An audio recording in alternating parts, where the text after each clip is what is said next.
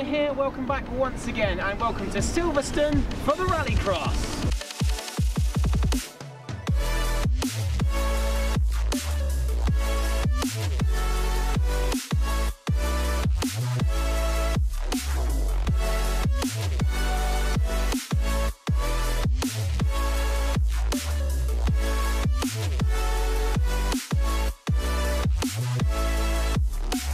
Recently, Silverstone Circuit in the UK hosted an event called Speed Machine, a long weekend filled with food, music and various displays. The main attraction though was the British round of Rallycross, which for those of you that didn't know is hard and fast racing, high speed circuit driving and slidey rally stuff all in one exciting race. The Silverstone track is new for 2018 and here's a guided tour. The track begins on tarmac with a straight to launch and build up speed before a tight right-hander.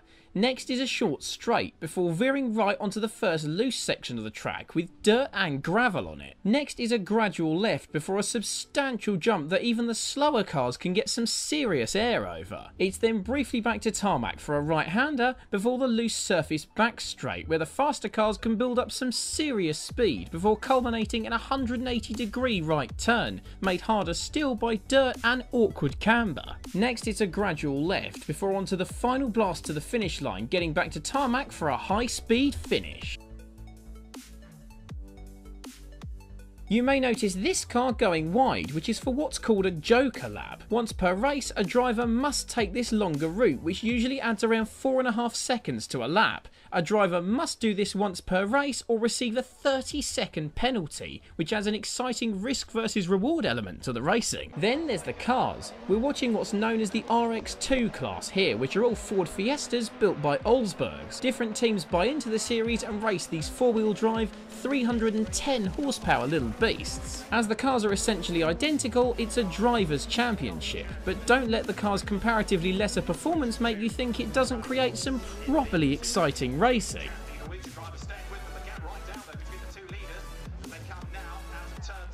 But the cars that everyone wants to see are the supercars. Usually based on small hatchbacks, this is former champion Petter Solberg's VW Polo, these monsters have 2-litre turbo engines complete with anti-lag systems that spool the turbo with flames and produce over 600 horsepower. These four-wheel drive beasts can do 60 in an F1 car beating 1.9 seconds. The supercars compete in 2 championships. First is the America's Rallycross, which does one round in the UK before touring the US and Canada, and features an all-star lineup. This includes stunt driver, drifter and former Top Gear America host Tanner Faust, who dominated all weekend. Then there's his teammate Scott Speed, who's not only a multi-talented racer, but he's got a name just made for motorsport.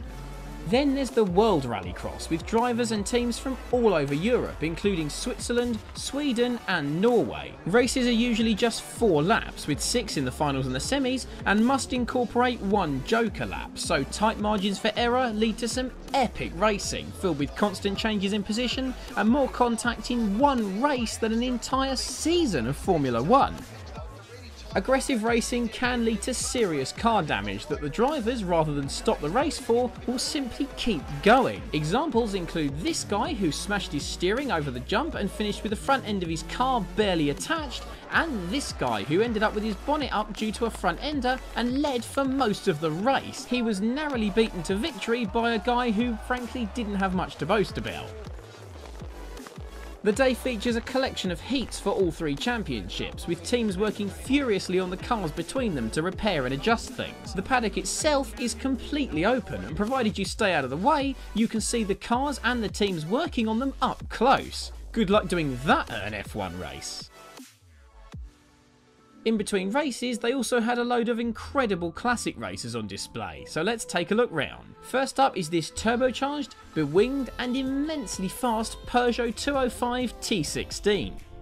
Nearby was this old Talbot rally car, complete with what, as you can tell by the brushstrokes, is a hand-painted logo on the roof.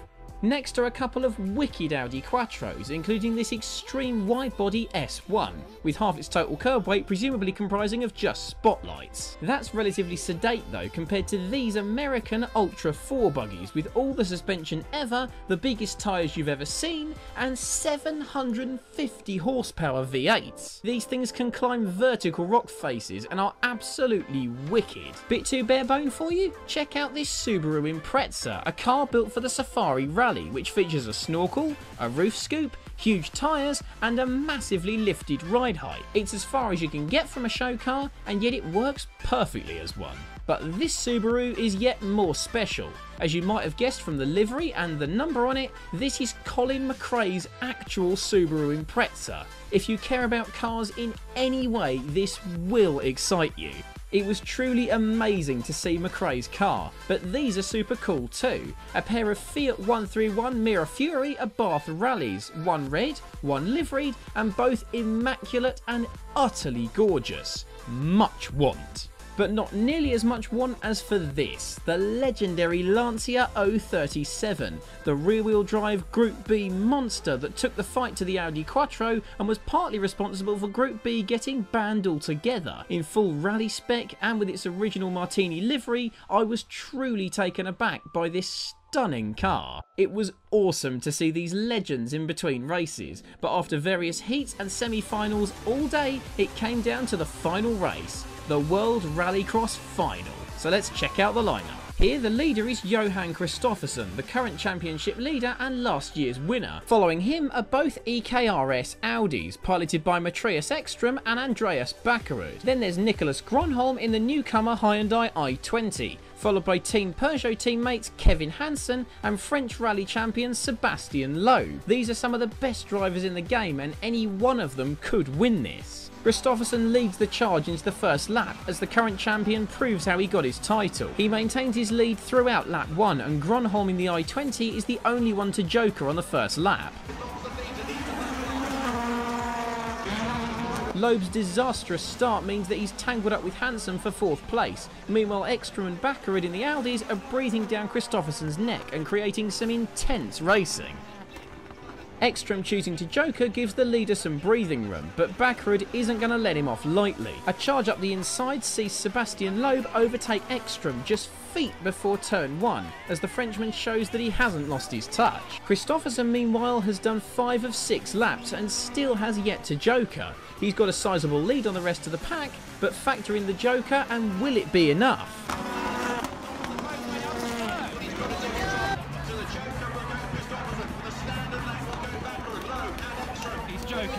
This is it, this is the decider.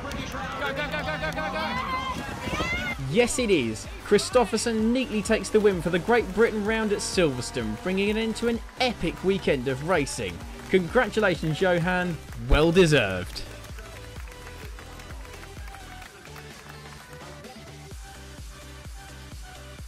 So there you have it, Rallycross. 50% high-speed circuit driving, 50% awesome slidey rally stuff, and 100% brilliant. I've been following this motorsport for over 5 years now, and I will continue to for many, many years to come because I absolutely adore it. And in my opinion, no other form of motor racing gets close. Now, if you enjoyed this video, and if, like me, Rallycross is now your favourite form of motorsport, then make sure to give the video a big old thumbs up, and also subscribe and hit the bell icon so that you are notified when a new Miller Corner video is released. But for now, thanks once again for watching everybody, and have a brilliant rest of your day. See you soon, and have a good one.